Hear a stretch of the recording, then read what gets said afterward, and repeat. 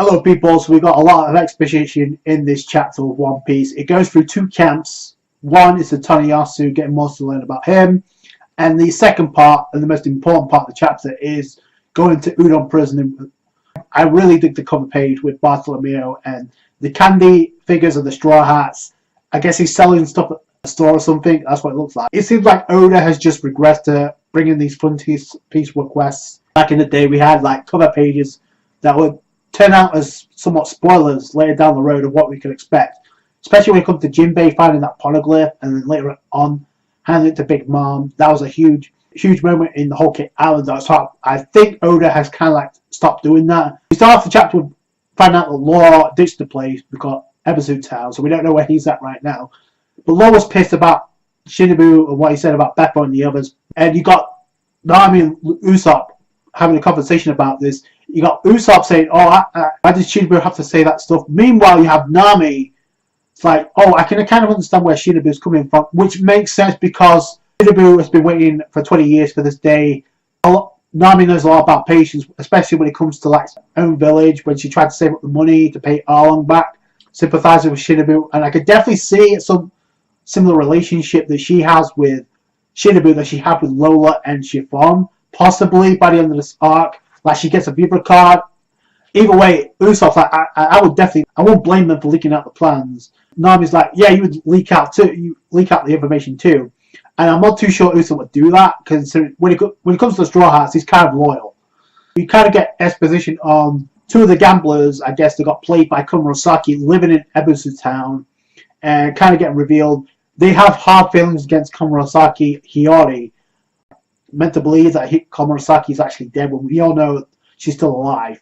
So I could definitely see this being a problem, a conflict of interest, but maybe it gets resolved. Maybe like Hiyori steps up and actually repays these guys some way, shape, or form. Like, Nami right away is like kind of impressed, like, I knew what they were doing here, but is she amazing? So acknowledge her a little bit. Then we get a conversation between Taniyasu, and Taniyasu is bringing up the whole subject. Your card got dropped, so your plans got leaked out now. So you have to find another way. And he goes on about the moon crescent tattoos on the ankles. And then he's like, but I'll help you out. According to Kanjuro and Shinobu, they don't recognize Taniyasu. And Robbie kind of points out maybe he's a childhood friend or a former teacher or something from long ago and they just can't remember. Which I definitely seen that being a plot point to unite everybody in Ebisu Town because of the way his personality was being hyped up. Joined up with Denjiro. Because he was being hyped up in Ebisu Town when we first got there, so that could be a plot point. Also, I'm pretty sure Robin is wearing a different kimono, and she no longer has any lipstick, so I guess her life as a geisha is pretty much over with. There has to be something relevant, otherwise they wouldn't have hyped him up this much. So, we also come to find out that Toko is his daughter, and the fact that he had to sell her into the Flower District, or the Flower Capital, in order to actually get a job so she can pay money to Taniyasu, but he feels guilty about Toko being in that place. So I could definitely see that being an issue. Like, we see him smiling, but by the end of this arc, he could be crying. So that takes care of that part of the chapter. Then we go over to Udon Prison, and Luffy being trained by Hio, for the Haki that transfers Haki onto swords to be named as Gokun. In this chapter, the Haki is trying to teach Luffy is called Rio. It is called Rio in Wano. Marmadillo Man just gets one-shotted. Luffy's trying to let the Haki flow through him. We get a brief exposition on this, so don't force it. Allow the Haki in the parts of your body first. So doesn't that remind you of the God Key we get in Dragon Ball, where instead of forcing it out, it flow through you, like Whis taught to Goku and Vegeta?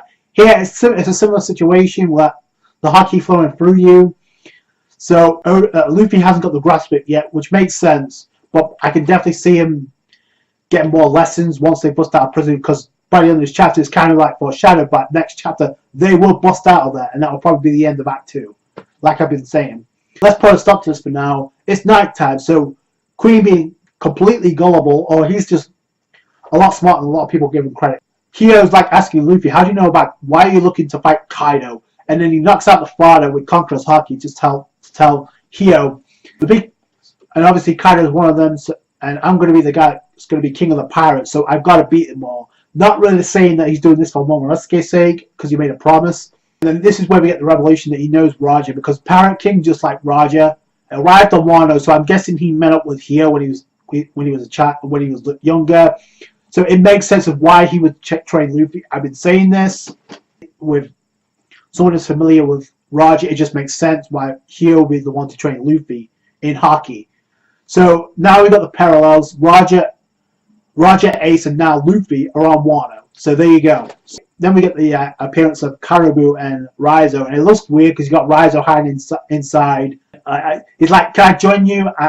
I changed my ways. I've had a change of heart. Please take me on your ship." Luffy's like, "Okay, yeah, you're a good guy now." And Luffy just being casual about this, and even Caribou's like, "Shut up, wait." Hio asks Luffy to go with them, which is a huge. Hio's going to be the one to actually bring the samurai together. I've been saying this since we got more insight into him. We already got Kawamatsu accounted for, and maybe Taniyasu is going to help with that too, because both of these guys would have been hyped up being an asset, because the more allies the Strats get, the better chance they have of recruiting the samurai, which has been the goal of Kinemon since the beginning. There are tens of thousands of prisoners here, but not all of them were arrested for stealing or assault. There was a rebellion against the Orochi. Because of that, they were locked up. So there you go, Impel Down vibes. Luffy and Hio are going to lead the charge. They're going to get more allies to join the fight. Kawamatsu is going to be one, and later down the road, Ajira Doji, Shintomaro is going to be another, and I can definitely see Zoro being the one to fight him first. Why? Because something needs to happen for the Sundai Katetsu in order for Zoro to inherit the Nidai Katetsu. And can you just imagine Zoro with the Wano Ichimachi, and then he gets Shisui back from Gyukimaru, and then he inherits the Nidai Katetsu and uses the Haki and all three of these blades. Then again, he could get 4 swords, but I don't see it. I can definitely see something happening to the Sundai Katetsu, because there's no reason to introduce it if Zoro was not going to get it. Epic. On top of that, Zoro could open up his eye, so that could be monstrous in his fight with King Wildfire, World of the Calamities. At the point that Hio would be the one to go with Luffy to also train him on this Rio Haki. And we also know about Denjiro and Kirosho. I don't know what Kirosho could be doing. We could get an alliance with Kirosho down the road, but because he definitely has some. He definitely was bad-mouthing Kirishiro when he was drunk, when Robin heard this. So top of that, you also have Denjiro. Now, we don't really know much about him, but we've already seen his design in the flashback, so we can assume we're going to meet him soon enough. He's been described as pretty much the Robin Hood of Wano, where he gets the rich, steals from the rich, gives to the poor. Zoro, I don't know who's going to train him, but he's definitely going to find a way to use Goken Haki on his blade by the end of Wano. I definitely see that being a possibility.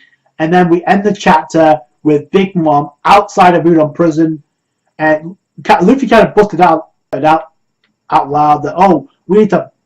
I see. So we destroy this place, and that everyone will become our allies. And Ryan says, "Don't speak so highly, don't speak so loudly, and don't expect it to be so easy." See that on top of that, Okiku is with them too. So, and on top of that, I'm pretty sure Tom is with them. So that's definitely going to be a reunion. But what's going to happen with Big Mom and Luffy? I said this in my previous review, but I definitely could see Luffy punching out Big Mom, at least attempting to, because of what happened on Whole Cake Island. Although if she comes to find out there's no more Oshiroku, that could definitely be Big Mom's way of taking on Queen. The fact that Riser said it's not going to be as easy as that, I definitely see there being a conflict. Looks like we've got a color page next week, a color, so I can't wait for that. That's going to do it for today, guys. Thank you so much for watching. Like this review if you did. Subscribe to channel for more One Piece. Catch you guys later. Thanks, guys. Bye.